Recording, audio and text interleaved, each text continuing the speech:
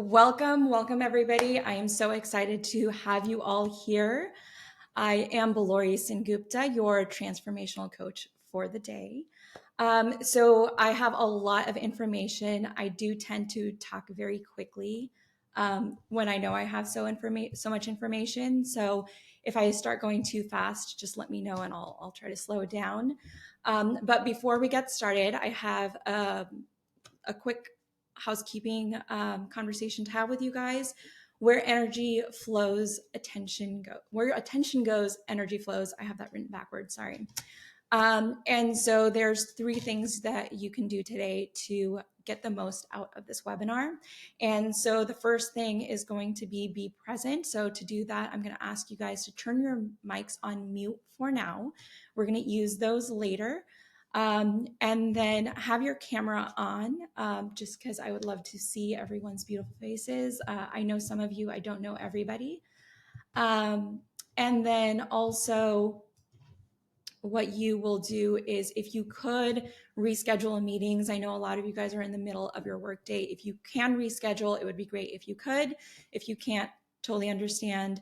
Put your phones on Do Not Disturb, put it face down, turn off your other tabs, and then we can get going. Also, to stay engaged, if you have a copy of your resume, both hard copy or soft copy, whichever is fine, that would be great because then you can start looking through it. And then what you're going to do is also get a piece of paper. You're going to fold it in half. On the left side, you're going to write your notes and takeaways from today's webinar.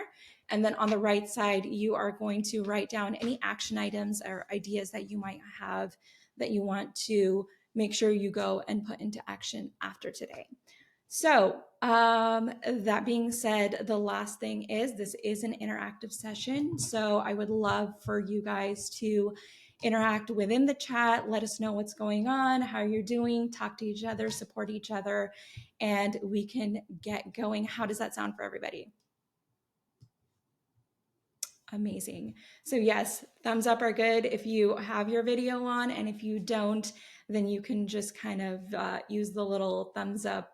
There you go. Thank you, Julia. That's the one. You can use that. All right. So, and everyone can hear me okay? I probably should have asked that before, but okay, cool.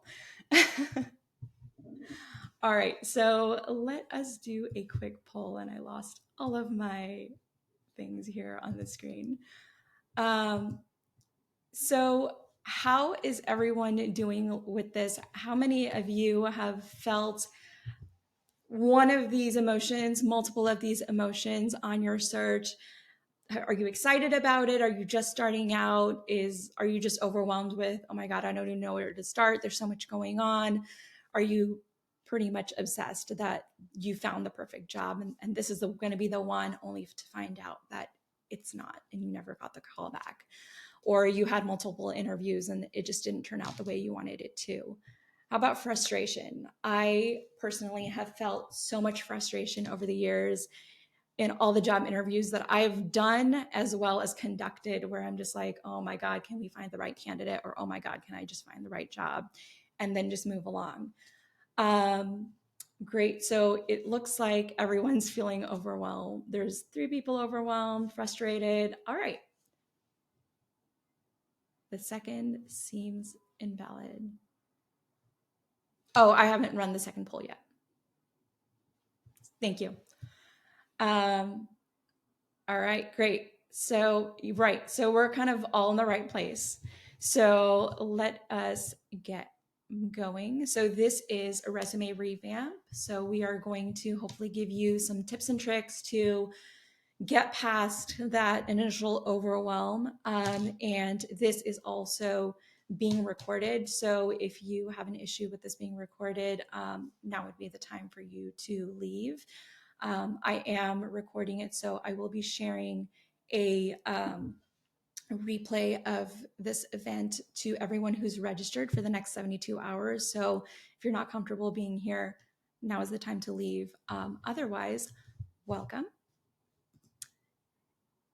So I am Ballori Sengupta. Many of you know me, many of you don't. And so I am originally from the San Francisco Bay Area, and now I live in New Jersey. I actually started off my career, I actually studied genetics, and then I went into computer science and engineering for my master's, both of which I was not excited to do, but it was the stable thing to do. I was much more interested in art and leadership and business. And so I did it anyway. I finished my undergrad during the recession in 2008. And it was a nightmare trying to find a job. So it took me a couple of years to find something stable. But by then, I actually started my master's as well. So I did my master's and worked both full time, heads down for 2 years. Right after I finished that, I was able to get a job in Intel. And 8 months into the job, I actually organically moved into product management. So I was meant to be in the business side, not in engineering. So I stayed there for a couple of years, and I had a quick succession of about 4 promotions in the span of 5 years, which for Verizon is not usually heard of. It's usually people have been in the same role for 25 years. And then in 2018, I decided I wanted to move to New York. And so at that time, I actually took a very strategic decision about my job. And that was that I was at Verizon working in Fios television, and I didn't want to corner myself into that industry. And so at that time, I decided to move into health tech. And I also decided to move from bigger corporations into smaller startup environments. My next role was finally a director role, and that was in 2019. But the most shocking thing happened for me at that point. I had the job, I had the title, I was living in the city that I wanted to, I was traveling, I was socializing, but there was a huge sense of void. Like this can't be what it's all about. And I know a lot of people I've been talking to have been having kind of that same epiphany of this can't be it. And sometimes life just kind of pushes you in the direction, so you roll with it until it doesn't work anymore. So at that point, COVID hit. I got a chance to kind of think about what I wanted to do. And I had always been coaching and mentoring on the side. And so that's when I started bringing up my own coaching business. And that's what we are doing today.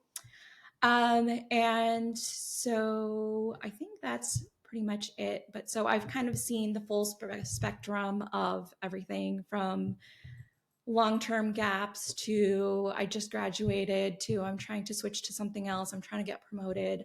Been there, done that. And so that's where a lot of this content is coming from, just from my experience as well as my experience helping other people find their next roles. So that being said, is everyone ready to get started? Sorry, I'm going to be looking this way because I can see all your faces on this side. So if that's weird, I'm sorry, but I can see you over here. All right. So what we're going to go over today is a couple of things about why are you not finding your job? What is exactly going on in the job market right now?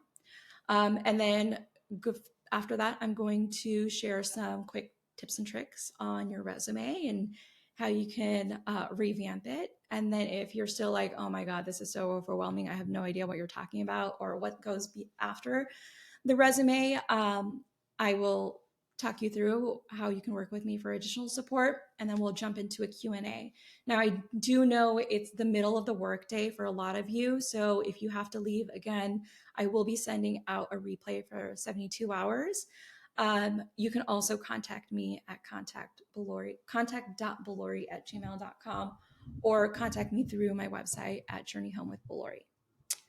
All right, we're going to keep going. Am I talking too fast?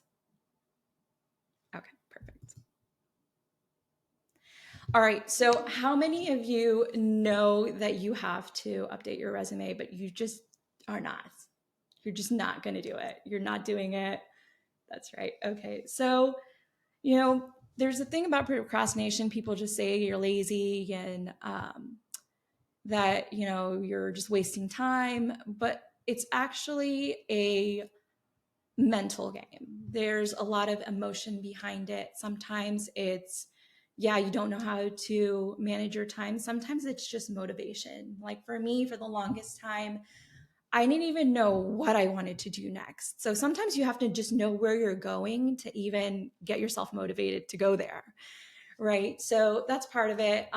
Just the overwhelm of everything that's going on in the world, in the market. People are losing jobs. Oh my God, there's so many more people in the market now looking for a job, and just getting overwhelmed with all of that. And then you just put it off and you put it off and you start doing something else. Then there's perfectionism. You got to do it perfect. So therefore you just overwhelm yourself so much that you're scared of failure and you just don't even bother starting. Right? Poor planning, lack of clear goals. We talked about this. So, and sometimes it's health issues, or you just start prioritizing other things in your life.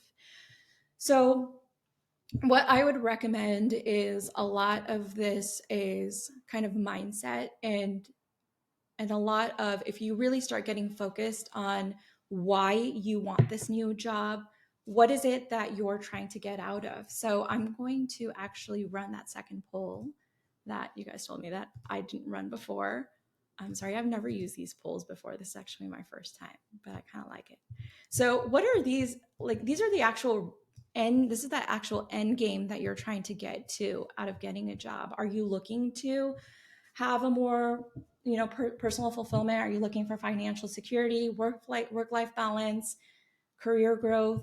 What is it? So until you actually start understanding why you're looking for a job, or why you're doing anything for that matter, what you'll notice is you'll just not bother doing it. So until you get to the point where you're just like, you know what, I am just ready to end everything because I'm not fulfilled with my life. That is a very motivating factor to get going. Another thing is, oh my God, I have bills to pay, I have kids to feed, I have a mortgage to pay. And if I don't get a job tomorrow, then I'm done. I'm going to be on the street. And if that's something that really triggers you, that is definitely going to motivate you. So it's going to be really important for you guys to figure out what motivates you to actually get this job, and what's getting in the way of you not going and making that resume happen. All right. So, okay. So we have a good amount of everything, not too many entrepreneurs here. I would challenge yourself to think of why not. If you're not finding a job elsewhere, is there a reason that you can't come up with something yourself? Um, Everything that you're seeing here today is stuff that I've put together. Have I been trained in all of it? No, but it's things that I've picked up here and there, things that I'm interested in. So just keep that in mind as you think about jobs and what you're going to do next, and how you're going to expand and live a fulfilling life. Maybe it's time to be your own boss, and maybe that's why you're not finding something. So that's just something to think about. So, that being said, let us look into 8 reasons applications get rejected immediately. So the first thing is, a lot of people are actually missing qualifications. Maybe you have them, but you're not putting them in your resume. So a lot of resumes, you'll see there's like skills and keywords, especially like if you're looking in LinkedIn, you'll see this as part of the job posting, where these will be written out. The other way to find these out, if you don't have like a Premier membership or something, just look at the types of jobs that you like. And you'll see certain things that they keep asking for over and over again. And so if you see that consistent enough, it's probably something that you should add into your resume. The other thing I will say too also about this is, years of experience is one that has been interesting over the years that I've seen. There's some hiring managers who are adamant, if they say 10 years of experience, they mean 10 years of experience. Then there's other people, this is kind of the manager that I was much more open to, you know what, if they don't have the exact 10 years of professional experience, if they've gotten skills from somewhere else, and if they have the drive, if they have the curiosity and willingness to learn, then I'm much more likely to hire them than someone who has 10 years of experience and just is not excited about the job at all. So keep that in mind. Yes, you might see a couple of more rejections, but you're also not going to keep yourself from going in front of that hiring manager who would be open to talking to you. So just keep that mindset in mind as you think about it. The other thing is your layout of your resume. So this is actually huge. It says a lot about you. On average, recruiters actually spend only 7 seconds looking at your resume. So you're spending all this time putting your resume together only for it to be looked at by a person for 7 seconds. So what is that first impression that someone is going to get? So we're going to go into like how you can address these in a little bit, but just really think about that. 7 seconds. It's just like if you're going on a date, if you're meeting someone for the first time at a networking event, how much time do you actually have to make an impact on them for them to talk to you further? Okay. The next thing is absence of application materials. So a lot of times there will be, can you submit certain documents? Can you submit a cover letter? Most places don't ask for a cover letter. Some do. Um, I actually was going through this as you guys all registered for this event. Many of you actually only just put your first name, or you only just put like your name for the LinkedIn instead of the actual LinkedIn profile. Recruiters actually, I think I think it's 87%. I'm going to correct myself in a little bit if that's wrong, but I think it was 87% of recruiters will actually go and check your LinkedIn profile. So if you're doing stuff like that and you're making it harder for them to do their job, most likely they will just not be a part of it. Motivational letter is a big one. Yep, yep, absolutely. So I won't say all hiring managers read letters and things like that, but if you do have a specific scenario that you're dealing with, or you feel like you can actually put your energy and your personality into a letter, then by all means, I would say go for it. Yeah. Um, yeah. Oh, it's right there. 87. Sorry, I'm just like looking right past what I already have on the screen. So 87% look at that. Too many qualifications. Sometimes I have seen people who just overwhelm with everything under the surface of the sun that they've done since they were born. Don't do that. People don't have time. You got to summarize it. What is important to them? Why should they care? Why should they hire you? If you're just going to try to put everything just to get through the scans, then you're most likely going to overwhelm it, the human being that sees your resume by the time it gets to them. So be smart about it, pick and choose what's important. So pre-screening, only 80% of resumes actually get seen by people. 80%. There was a time where we would hand in papers. This is probably before all of our times, but we would hand in papers and someone would receive it and go through it. Now, because everything is digital, everything is processed so quickly, there's an overwhelming number of applications coming in that only 80% actually get seen. So not only does your resume have to be ATS friendly, which is the application tracker system. So you'll notice this a lot if you are going to a website for a job and they say, oh, upload your resume and it'll populate all the fields.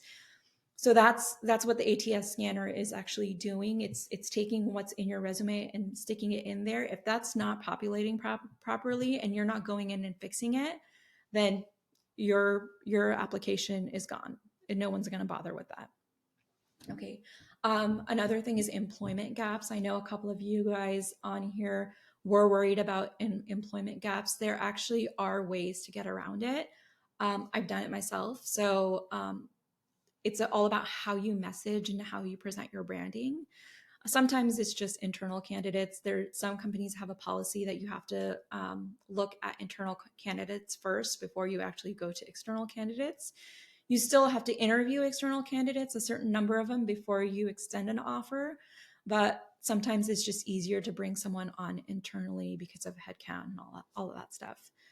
And the market is competitive. We'll look a couple of more stats on the next slide about what's going on in terms of the actual numbers in the market. But a single company, like a bigger company, can get about 1,000 resumes a month, and depending on what kind of company, it could be more than that. So other reasons that can be a turnoff are the grammatical errors, and if a candidate isn't confident in themselves. And this confidence, sometimes it can show up in your resume, because your resume will kind of be all over the place, and you won't be able to tell, like, what is this person actually trying to do, and that will come across in the resume. But this is more likely on that first call when you get into the call with the recruiter. And then 91% of employers will actually prefer candidates with work experience, and 65 with relevant work experience. So this goes back to what I was saying about, is the stuff that you're doing relevant, or is it just, I don't care, you just have 10 years of experience and I will transfer you and I really don't care, as long as you can figure out how to do the job. All right, so are there any questions about this from anyone? All right, great. So let's look at what the current market looks like. So in June and July of this year, 185,000 and 187,000 roles were opened, respectively, in each of those months. So it's not like jobs aren't being opened. It's just not as proportional to the unemployment rate. At the end of August 2023, the unemployment rate actually rose to 3.8%, and that's 6.4 million. These numbers are actually US numbers. It's not a worldwide number. So just keep that in mind for those of you who are joining internationally. The average interview process takes 23 days. And the average corporate position, so each position that is open, there's about 250 resumes, and only 4 to 6 people actually get callbacks for an interview. So out of 250, okay. And 77% of recruiters have difficulties filling vacancies due to talent gaps. And I bet you 100%, sometimes it's just the hiring managers are crazy and they think they can have the perfect candidate, but we are also crazy and we think we can have the perfect job. So it kind of goes both ways. But what that means is, if you can put yourself out there, and maybe you are the right candidate, you looked at that job description and you're like, no, you know what? I am the perfect candidate for this role. And then you don't hear back. Most likely what you have written down isn't coming across on that paper as well as you think it should. All right. So what does it take to actually get a job? So if 250 resumes are going out per role and only 4 to 6 are getting callbacks, what is it going to take for you to actually land a role? So it takes between 100 to 200 applications to actually get a job. Depending on how aggressive you are, the type of candidate you are, those numbers can change, but on average, that's what it is. The average applicant applies to 27 companies before they actually get an offer. And if you're referred internally, you have 3 to 4 times more likely, you're more likely to get hired. Now, this one, I do have a little bit of a side note on this. If you go into a bigger company like the Googles and the Facebooks and Amazons of the world, I don't know how much candidate referrals actually really help, because a candidate might refer you, which would make a recruiter look at it, but then you're on your own. You still have to go through that full process. Whereas maybe for a smaller company, if more people kind of know each other and they have personal relationships, they might have a little bit more pull on that. So that number, I think, would depend on the type of company that you are applying to. And we already talked about this. One place says 23 weeks, another place says 25 weeks to go through the full process. So all of that being said about what's going on in your pretty little head, and then what's going on in the market and how you're doing with your applications, how do you actually get a breakthrough in your job search? So there's 3 elements to a breakthrough. First, you have to have a strategy. And so that strategy is, we're only talking about one piece of that strategy today, and that is around your resume. Then there's what's your LinkedIn strategy, what's your networking strategy, what's your application strategy, and so on and so on and so on. So today I'm going to give you some tips on the actual strategy for your resume. The next thing is you need to change the story in your head. Oh, I'm not qualified enough, or oh, I'm going to have to take a pay cut, or oh, I'm going to have to move. I'm going to have to go into the office. There's all sorts of things that we come up with. Get rid of that story, rewrite the story. Once you start believing your new story, that's when the other person is going to believe you. It's amazing how many times I've gone into an interview and the person in front of me is sitting there and speaking words, and I'm like, they don't believe it. So if someone is actually tuned in, which recruiters are, they're doing this day in and day out all the time, they can definitely figure out if you are not sure of yourself. There are people who are hiring managers, the actual recruiting team, the hiring team, whether it's an engineer or a product manager or an executive, they will also be able to tell if you're not really in the vibe. I have been in interviews where someone will walk in and 5 minutes in to the interview, I'm like, oh, absolutely, this person knows exactly what they're talking about. They are totally on point. They've done this work. And then there's others who are I'm kind of like, well, did you do it or did your team do it? So 41% of people actually lie on their resume. I'm not saying that's a good thing, just to get in front of people, because you will get caught later on in the line. And then you might actually just end up in a role that you don't even like because you've lied. So be careful about doing that.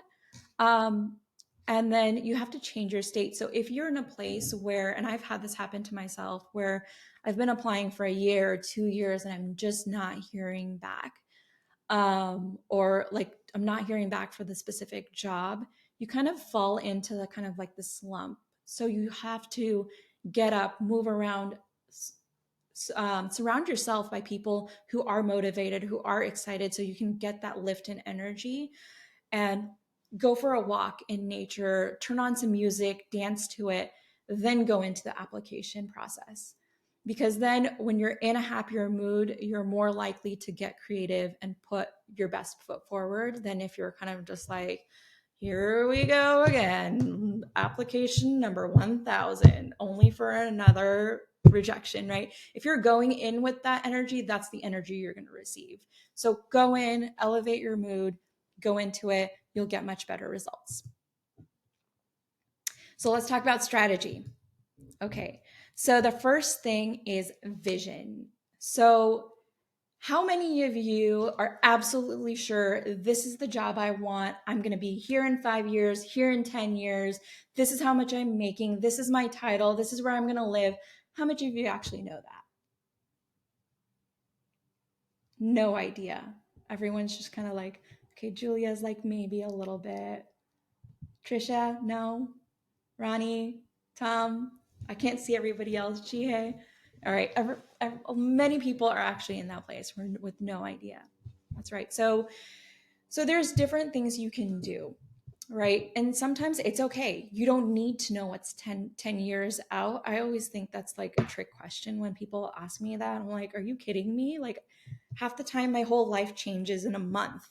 Like I've gone from California to New York in a different company in a different industry, and like everything's different in 1 month. How are you asking me what's 10 years from now? Like, are you insane? But it's at least good to have a general direction that you're going in. I want to move into leadership. I want to move into this industry. I want to move into product management. Maybe you're not specific. Maybe it's more something like, I want to move out of analytical and go into something more creative. I want to do something that's more associated with customer relationships, right? So just having that is still enough for you to work with, right? Also, why are you looking for a job at this time? I have a couple of more slides after this, so I'm not gonna go into detail here. We'll go into the next one. So why are you looking for a job at this time? Like really understand your why, because that's where everything starts from. Once you know your why, the how, the when, blah, blah, blah, that'll all get figured out. But until you're actually convinced why you need to do it and why you need to do it now, it's not gonna happen. right? Are you dealing with any specific scenarios? Are you a fresh grad? Have you had a career gap? Are you trying to transition? Are you trying to get promoted? Are you trying to move while you're getting a new job? These are all special scenarios that you might have to address. Then there's always the question. There's two schools of thought here. Do you just go in with one resume, or do you go in with customized resumes for every single role? So this can work either way. I will give you kind of both sides of the story, and you can see what you think works for you. Um, where do you want to be? Where are you now? How do you fill that gap? And then what do you need to do to get from where you are now to where you want to be? So, for example, if I'm saying I work at a bank and I want to be an executive at um, AMC, that's a big gap, right? So, what are the steps that you need to do? There's a lot of people who get caught up, especially if you're a fresh grad and you're just trying to get your feet wet and get some job experiences. This is like one of those things I wish someone would have told me not to do early on in my career is you just kind of go and do everything. Yeah, if you're not clear on what you want to do, that works. Like you can just try a couple of things. But if you know, like you want that executive job at AMC, make decisions on your career that are going to get you a step closer. Okay, so I work in banking. Is there something that I can do where I switch over to AMC or a similar company into their financial department? And then you move into a more strategic role, and then you get more exposure, and then you go into executive. So you have to be very careful along the way on what the decisions are, even if they seem very small, because they will make an impact on your long-term goals. Okay, so here are a couple of those scenarios where seen a lot of people get stumped on. So your first job, big career gaps. If you have multiple roles in the same company, I've seen people just kind of chop off the middle roles, which actually kind of kills your story. And we'll get into this in a little bit. But if you have career transition and multiple roles where you're getting promotions within, don't cut that out. There's ways you can add it into your resume where, yeah, maybe you left with a managerial title or leadership title, but you actually worked your way through, right? Like I had 4 promotions within the span of a year. If I just said, oh, I went out as a manager, people would be like, what are you talking about? You're an associate QA engineer. How did you end up as a manager, like in product management? That does not make sense. And so that fills in a lot of that story. And it's also talking points when you get into an interview. If you're relocating, when I was relocating to New York, this was a big one. People were like, oh, you're not even in New York. I'm not even going to bother interviewing you. So there's ways you can message that in your resume, on your LinkedIn profile, so that you actually get that call back.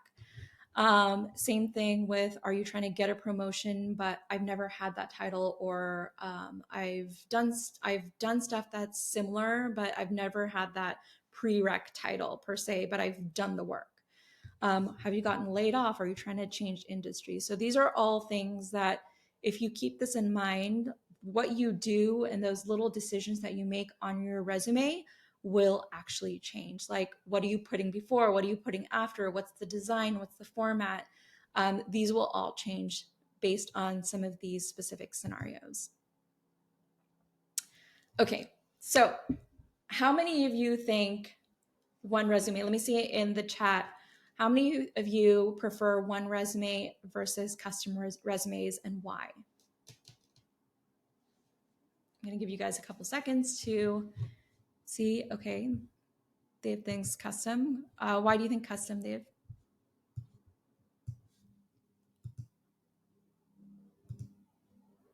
All right, how about everybody else? What do you think, custom or one resume?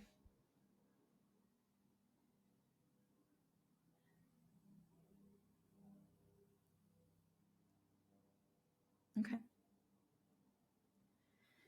All right, so what I would say to this is if you are very clear on the type of job that you want, and exactly who you are as a person, what you're bringing, you're very clear that in my next role, I want to do X, Y, Z. I want to have this, that, and the other. What I would say is one resume actually works pretty darn well.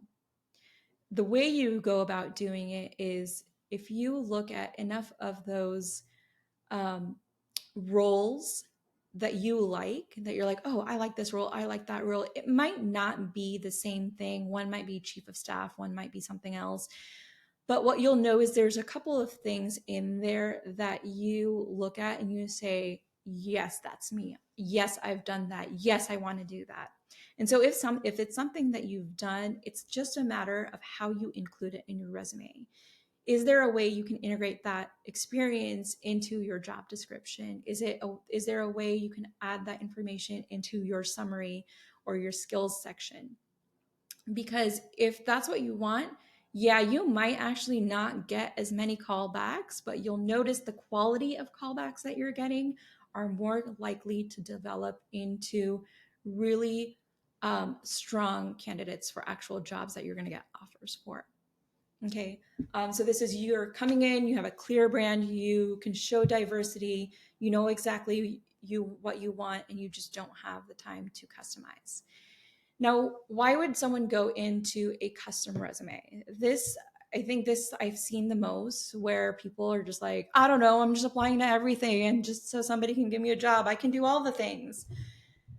Okay, but so yes, if the jobs are drastically different, yes. But if that's the case, if you're in that place and you're just like, I'm just gonna apply to everything from like project management to product management to engineering to a chief of staff you're all over the place. You need to go back and check yourself and make sure that you have your right vision in place because you shouldn't be all over the place. Now, yes, if you say, okay, and I've had this case where I was like, I know I'm applying for product management. The basic skill sets are the same, but the industry is different. Now, what I did is I had way more than 10 years of experience at that point. And so it was throwing it off. There was a bunch of stuff. It was making a lot of noise. So what I did is I actually cut it out and I said, okay, for the jobs that I'm applying for in the health tech field, I'm going to include the things that went past the 10-year mark, the relevant experience that will show, yes, I am a good candidate for this industry. And for any other industry, I'm just going to keep it to my 10 years of experience. So in that scenario, yes, you will see I still have somewhat of a vision of where I'm going, but there's still a little bit of a difference in what I want to present to be a stronger candidate. Um, and if you're just testing different strategies, I've done this too as I was learning about resumes and things like that. Sometimes I would change a word here, I would change a format there, and I would just kind of test different formats out to see which ones were actually giving me back more callbacks. And so that's another time that I would do the custom resumes. Now, if you do go into custom resumes, know that it is time consuming. But just keep in mind, like, what are you updating? What are the things that you're updating every time that you're going in and changing it around? Is it you're just pulling specific words out of the job description and you're just copying and pasting it in? Like, what is it? And why do you feel like you have to go into the custom? And do you really want all those different types of jobs? So that's just something to keep in mind. Again, there's no right answer. There's no wrong answer for this. It really goes back to your strategy and where you are in your job search and your career. I don't know if you guys like that answer, but that's just what I've found over the years working with different people. So the next thing is the format. So this is where you let your brand shine. And I'm going to go show you guys in a little bit a couple of different examples, and you'll just see it's the exact same resume, but the message you see in that first 7 seconds is very different about who this person is. Okay, so the first thing is, we already talked about this, is your resume both scanner friendly as well as human eye friendly, right? You should go no longer than 2 to 3 pages. The second you go past that, no one's looking. Hiring managers are busy, recruiters are busy. I've had this experience where I've literally had so many things going on that I would sit in meetings and just kind of scan through resumes real quick to figure out which ones I would actually sit down and look at later when I had more time. So be very careful about what you're putting in there, and how easy it is to find the important information. Save your file as a PDF, please. There are so many different softwares now that people use that if you send someone your resume and you don't send it as a PDF and they don't have that software, it completely messes up the entire formatting, and then they don't even know what they're looking at. Half of the stuff is missing, and then they just move on to the next resume. So please, please, please save your resume in a PDF format before you send it. Okay. And another quick tip I will give you here, and this is sort of about resumes, but not really. One way that I have noticed that I am more on top of it, and again, I do use the one resume strategy for myself, is I would actually save that PDF on my phone so it's really easily accessible. So if I found a job that's easy application on LinkedIn and it's just load your resume, very easy for me to just upload it and run it through. If it's something where it's like it uploaded and it got a little wonky, I would save those for later, but that way you're more on top of it. You can get more applications out. So that's a quick tip for you guys. Um, Stay consistent with your formatting. There are so many people who I've seen use different colors, different fonts, different sizes, different directions. It's just like, it's a nightmare. It screws with people's head, and then they're just not interested. So don't do it. Keep consistent on formatting. There's a lot of different options. There's templates you can use. And if you want to make your own template, then just save the formats that you're using and keep consistently using those same templates depending on where you are in your document. And design speaks 1,000 words. So okay, what does it mean to be ATS friendly? So one thing I would say is your contact information. So first of all, make sure all your information is complete. You've got your first name, last name, phone number, email address, physical address. Yeah, sometimes you don't really need it, but sometimes if you are running it through one of those scanners where the application is populating, if you don't put your resume, put that in your resume. Make sure you actually go in and fill that information if it's required. Okay, the job titles and job descriptions. A lot of companies give really fancy titles, and it's just like most people don't even know what it means. It sounds really fancy, but it's like, what is that? So what I would do is actually simplify any fancy titles to something that's more commonly known. Just so if someone's actually running it through a scanner, it'll pick it up faster rather than some weird shenanigans that your company decided to put together for you. For your education, make sure that you have all your degrees and your institutions that you receive them in. And do include the years. I know some people don't like putting years because they don't want to let people know how old they are. But if you don't want to go into those ATS systems and like manually enter it in, just put it in. Just just do it.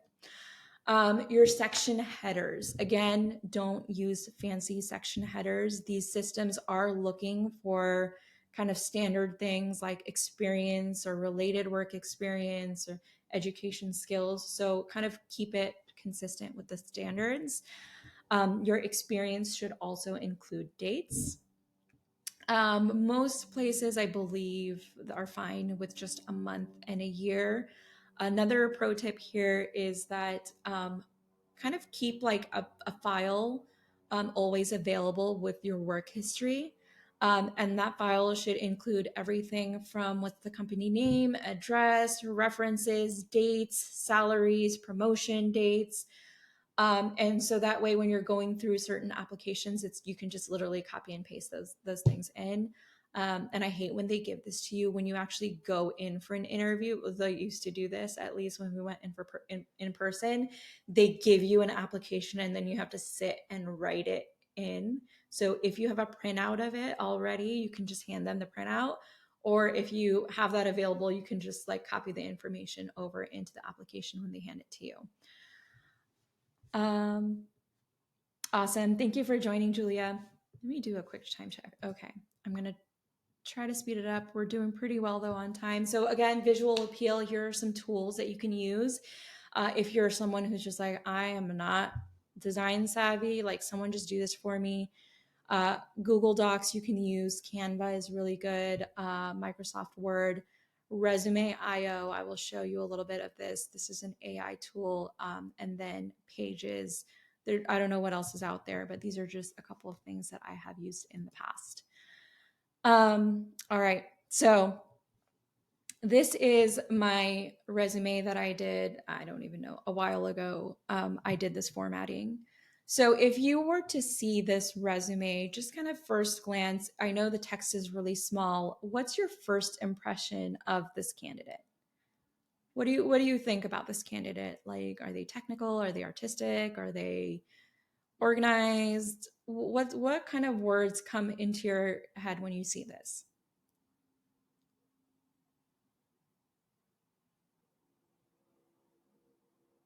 Okay, so organized for everybody. All right. So this is what I was talking about in terms of the formatting. So what I did is when I was creating this, I actually did this in Pages. I actually saved each of these in my template. So anytime I would add a new job title or something, I didn't have to like try to figure out what text size and everything that I used. So yes, so the reason I went with this formatting what is I'm in product management or I was in product management, and I was getting pigeonholed into platform product management, which is very technical. And I was trying to get across that I've also done work that is in visual UI UX. And so that was a lot of the reason why I decided to add a pop of color.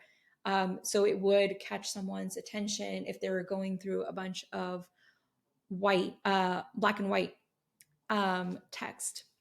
The other thing I did is if you notice on the left side, and this is, by the way, I just want to say, I did this before they had all of the fancy AI tools that are now formatting it like this. This was my original format. I did not use anyone else's. So what I did do also is I grabbed a lot of the key terms that I wanted to be recognized for, and that was part of my own branding, and I put it on the left side. So things like the industries, areas of expertise that I have. Again, I am someone who came from leadership and strategy, but I am also someone who is technical and I understand project management and all of that.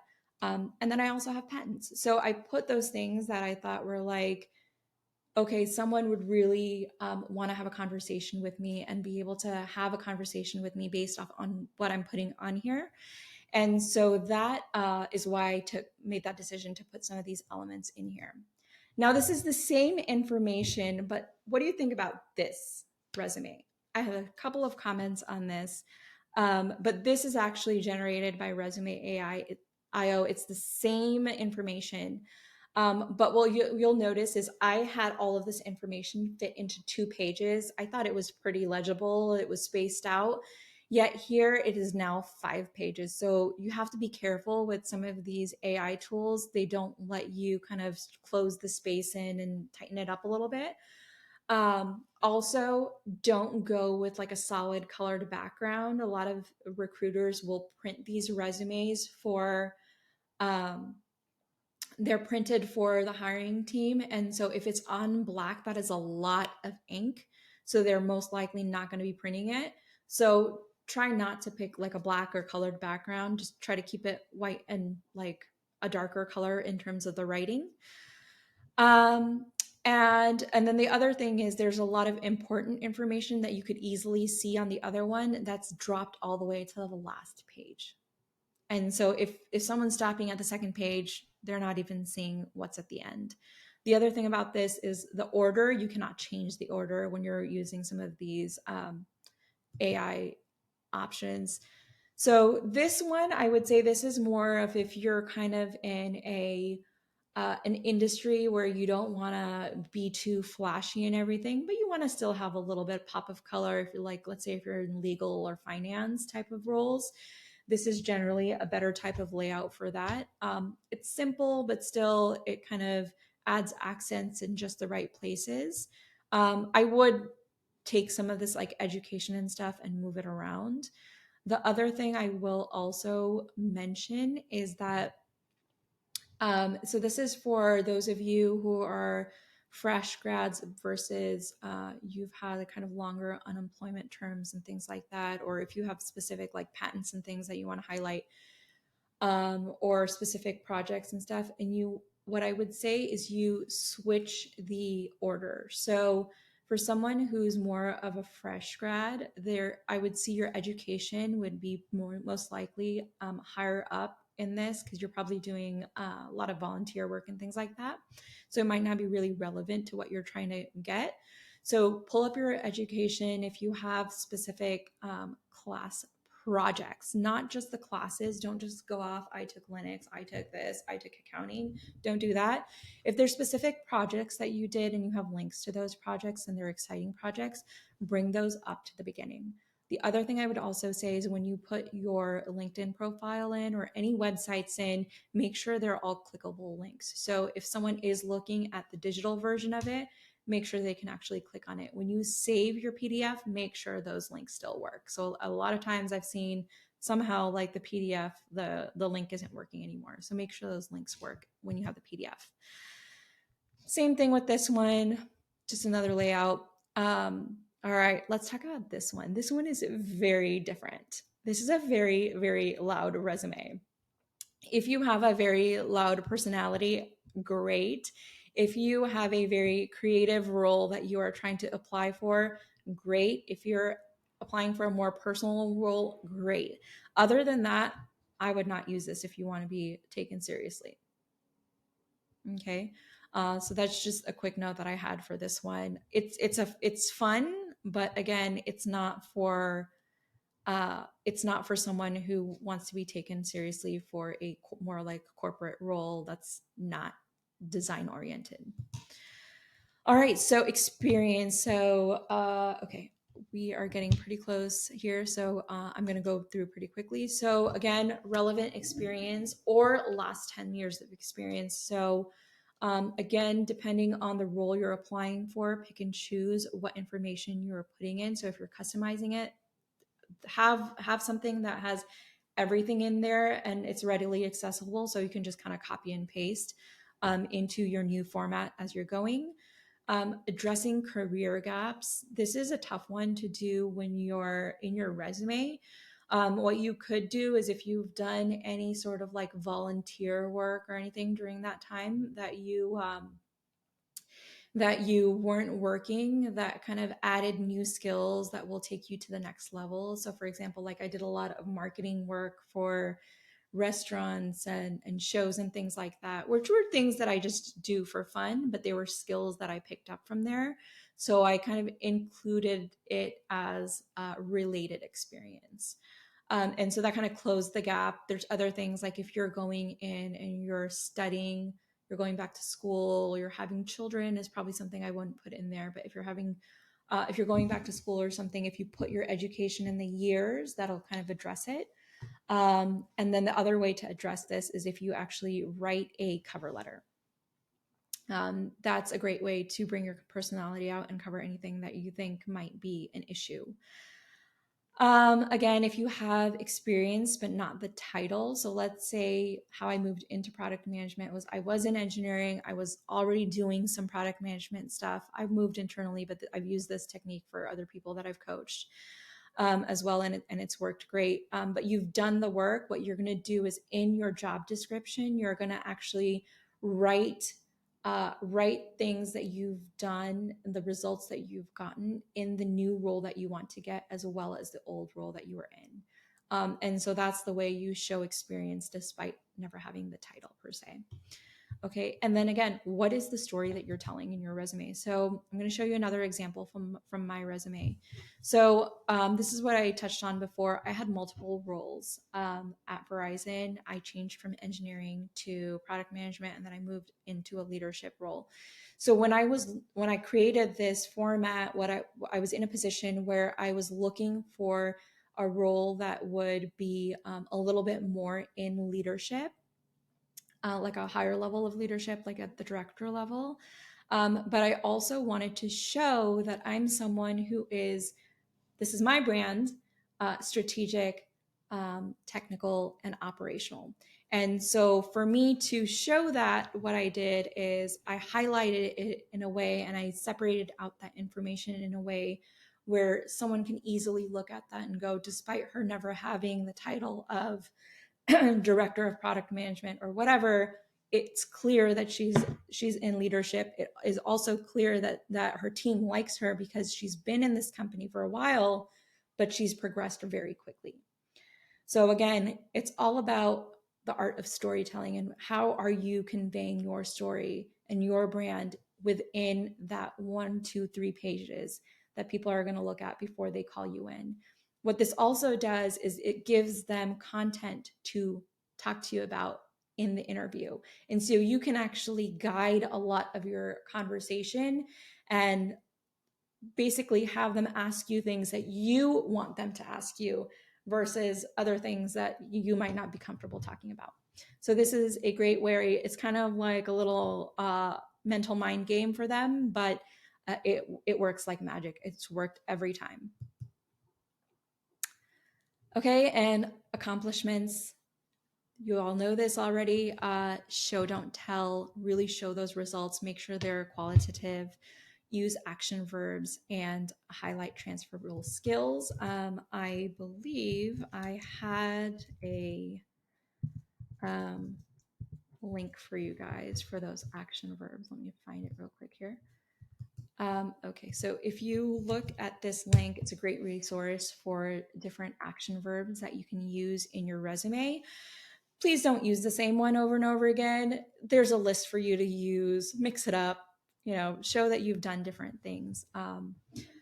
And the other thing that I will say also is if you're in a place where you've had the same job title in different roles, don't just keep writing the same job description everywhere. So if you go in and you actually write about the results that you got to, that's where you start bringing the diversity. That's where you start bringing what you bring to the table into your resume. And it's not just the same thing over and over and over again. It's like, oh, they started by testing and then they progressed to writing test cases and then they progressed to writing requirements and then they progressed to being able to convey the vision, right? So you could do the same thing, but in different ways, in different roles. So really think about how you can tell your story in a way that's exciting, it creates flow, and it shows progress.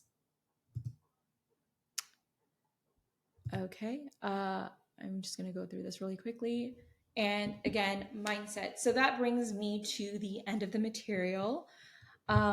We will have a Q&A, but I am going to really quickly share with you guys how you guys can work with me if you still have more questions or you think you need additional support.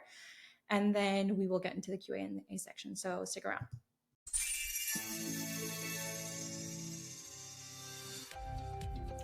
Hi everyone, this is Ballori Sengupta, and I want to thank you all for being here today with me to revamp your resume. I know everybody has a very, very busy schedule, so I want to congratulate you for prioritizing yourself and your future.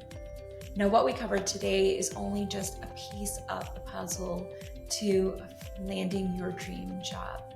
And this is only the tip of the iceberg for living a fulfilled life.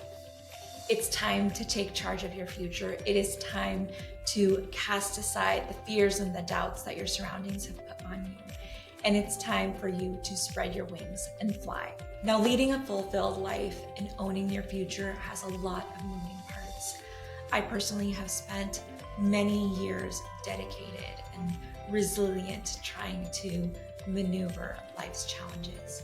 But what I will say is that every time that I've worked with a coach, I have been able to accomplish so much more than I thought I was going to. I was able to push myself harder beyond my limits. And when things got hard, I actually had someone to sit there and hold me accountable when I would have given up otherwise. I was much more focused and motivated, and that momentum that I had was just absolutely incredible. And most importantly, I've emerged as a much stronger individual that can take on any challenge life brings my way. I am thrilled to let you all know that I have put together all of this incredible information that I've learned over the years into two 12-week programs that I would love to offer for you today so you can also live your most fulfilled life. Now, the first program that I have is called Find Your Dream Job. And for this one is more designed for those of you who kind of already know where you're headed in your career. You just need some additional support. So where you will cover everything from your career vision, your resume, your LinkedIn strategy, your networking strategy, and we'll go through a couple of different techniques that you can use on your actual search, as well as negotiations. And as a bonus, for those of you who find your job within that 12 weeks, I will also provide additional support for you to set up for your future success in your next role and your long-term goals. And you will all also have access to my vast network of Fortune 10s as well as startups in multiple industries. Now, the second program that I have available to you guys is called Align. And Align is for those of you who feel really stuck and you're not really sure what to do next in your life or which direction to take. And the life you've been living so far it's not resonating with you. So this program is a little bit more holistic. We'll dive a little bit deeper into self-discovery, and we will actually try to figure out where those misalignments have come from. We will look at your life holistically in terms of your finances, your health, your relationships, your leisurely activities, your finances, I believe I said already, your spirituality, and so on and so forth. Now, what's amazing about both of these programs is that whatever we learn, whether it's focused on your health or it's focused on your career, you will be taking lessons away for any area of your life for a lifetime. Now, I'm so excited that I have a special limited time offer for all of you who are attending today's webinar. Ordinarily, these 12-week programs are valued at $10,000 because of the tremendous amount of value that you get for a lifetime. But for those of you who are attending this webinar today and register for one of these programs within the next 24 hours, I am offering a 40% discount. Yep, that's right, 40%. And the reason is, the last couple of years have been tough on all of us, and I get it. I've personally gone through it myself, but it's fall.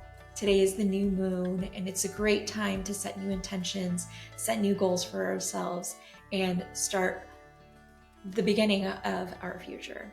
And so for 40% off today, the value is going to be $6,000 for this 12-week program, which means you get to keep $4,000 in your bank and still get the incredible value that the program will provide to you and the incredible transformation. Now, Warren Buffett is known for the famous saying that the best investment you can make is the investment in yourself. The more you learn, the more you earn. We spend so much money on different experiences and different things to feel a specific way. Now, what if I told you that just transforming and then starting by investing in yourself and your future, you can have 10 times that? And that is the beauty of this. Now, I understand that this is a big investment that a lot of you have probably never even considered making yourself. So if you're not really sure about if this is the right fit for you, I'm going to be here for a little bit longer. So if you want to stick around for the Q&A, I can address any of your concerns. But if you do have to leave, I understand everyone's busy. So if you have to leave and you just can't make the decision within the next 24 hours, what I am doing is I am honoring a 20% discount for those of you who schedule a discovery call for anywhere between today and Monday, September 18th. So what you're going to do is when you sign up for the discovery call, I'll link in the chat. You're going to just use the code FALL20 and I will honor that.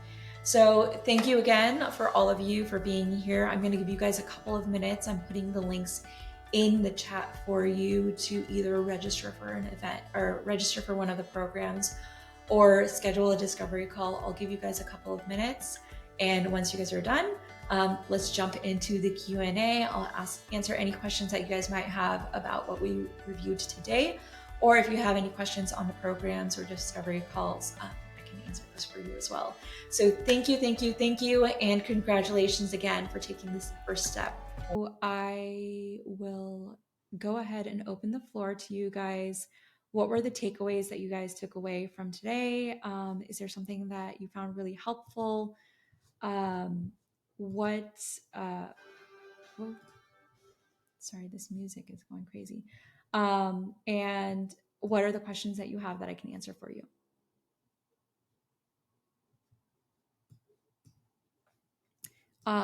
If you want to ask a question, go ahead and unmute yourself. Thank you. Personally, I think I just had a lot of noise on my resume. So I want to cut that out and try to align it with the role that I want in the future. Amazing. Good luck. How about everyone else?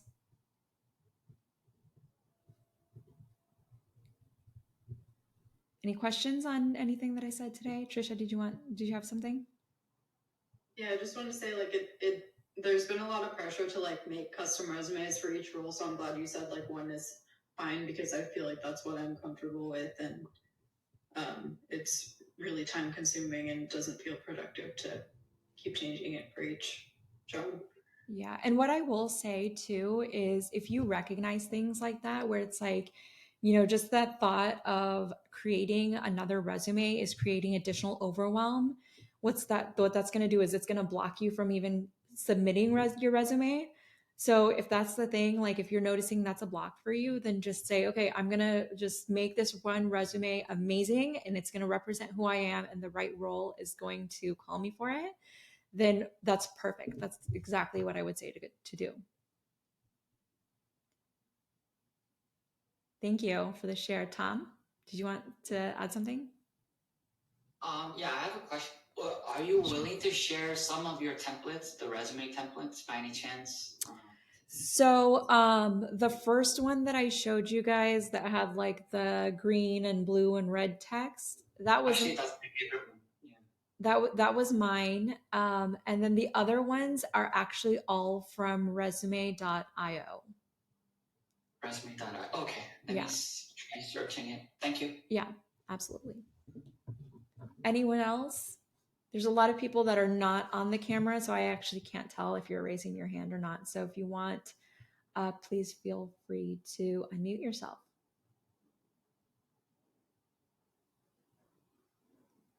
How about action plans? What's one thing that you're going to do?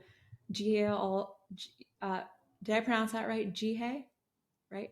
So Jihei already told us she's going to cut out a lot of the extra noise that she has in her resume. How about everybody else? What are you guys thinking of changing, either in your strategy or your resume itself?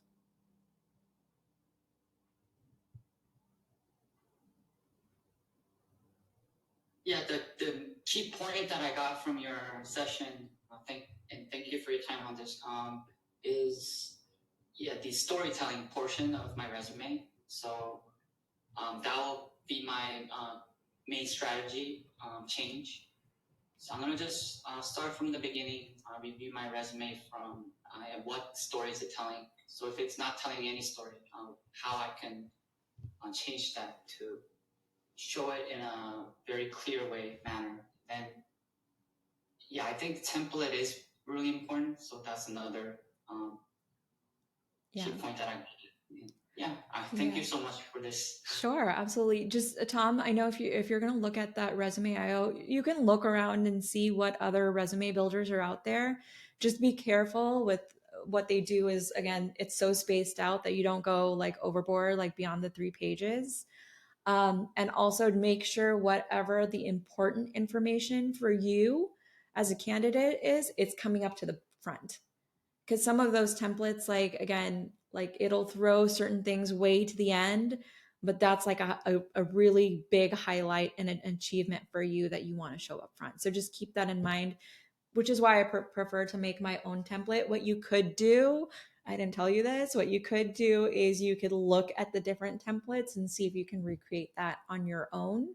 And then that way you can kind of play a little bit with the spacing and move things around. Thank you. Mm-hmm. So let's see. Nilesh is saying that there are a lot of things on which I have to work. The main takeaway is storytelling, which is clearing missing in case. Okay. I'm gonna mess this up. I'm sorry. Oh yes, Sina. Is that how you pronounce your name? Amazing. Okay, I'm gonna take a lot of out. Put what is necessary. I will be restructuring, reviewing my LinkedIn profile brand. Yes. Yes. You should, if you have the right resume, you should be getting callbacks from recruiters. Like I'm not even applying anymore. And still consistently, I will have recruiters reach out to me. And so, I mean, it's not like you're customizing your LinkedIn every day, right? So again, if you can get your perfect brand on your resume as well as your LinkedIn profile.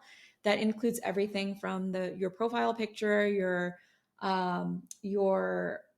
cover image that you have on there, if it's blank, whatever, and then everything else that you have on there. If that's showing your brand, again, so LinkedIn, I would say the strategy is more of that is your brand, right? You're not fitting it into any specific job description. It's your brand specifically. Then if someone is looking for what you have, they will come to you. So that's where you really have to sit with that self-discovery and figure out who you are and what you're about and what you want to do, so that you can start attracting that to you. Another thing that I would actually say that I don't know if most people realize this is their hiring teams will actually Google you and see what comes up. And if there is a mismatch between what they're finding on Google and you're just going to go out and get drunk every weekend and then expect that you're going to get some really professional job, be very careful. So if there's anything you can do in terms of shutting down social media like making them private during your job search, I would highly recommend it because it does impact your role in both positive way and a negative way. For example, I've done a lot of like theater and media and dance and things like that. And so there was a role that I was applying to. It was for a chief of staff role for a company. And before the CEO actually jumped onto the call with me, he actually Googled me and he was asking me a lot about the stuff that he was seeing. Luckily, it worked out for me because the role that I was applying for was a media role, and so they actually liked the fact that I was okay with public speaking and being seen and the fact that I was doing coaching as well. That was all part of kind of the job description. So it worked out for me in my favor, but be very careful if there's anything, see if you can figure out a way of taking those things down. If you don't take it down completely, at least make it private. I think college is that. No, I don't think so, Jacqueline. Jacqueline, do you want to come on? Did you want to unmute yourself so we can talk about it?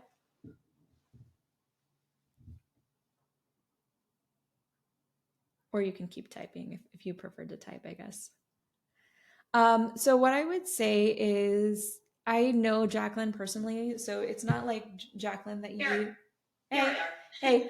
So Jacqueline, you've been working for a while, right? So I don't know that college experience or not going to college is the thing. Also, if you just look at the world, there are so many people who are entrepreneurs and like billionaires at this point who are like high school dropouts. So it's like, I don't think that's an issue. It's going to be more of how you show what the experience you actually have is, because at this point, I think anything beyond like the first like 2 or 3 jobs, like after that, I don't know that many people look at what if you went to college or what college you went to. Because I think the first couple, it's really about um, oh, where did they go? And sometimes it's about like what network and does somebody know them and I can reach out, or okay, yeah, they have a good education. But after that, like if you've been working 4 or 5 years, most of the skills that you're probably picking up are from work. Like there's so many things that we probably learned in college that are probably no longer even relevant. Things are moving so quickly. There's AI, there's this, there's that. So I don't really think it's a problem. How do I bypass or get through that? You know, they scan your resume and they pick up certain deep, keywords. Are you writing that you didn't go to college? No, I'm not. No, I'm not writing that at all. But I'm not, not putting any of my. I don't have any. So you don't even have an education section, is what you're saying? Correct. Have you ever done any like professional training? No. Okay. I mean, you could always put education and just leave it at whatever the last thing you studied was, but I think this might be a conversation that I'll have to actually look at your resume because I've never actually seen your resume. So so maybe book a call with me and we can actually take a look at your resume.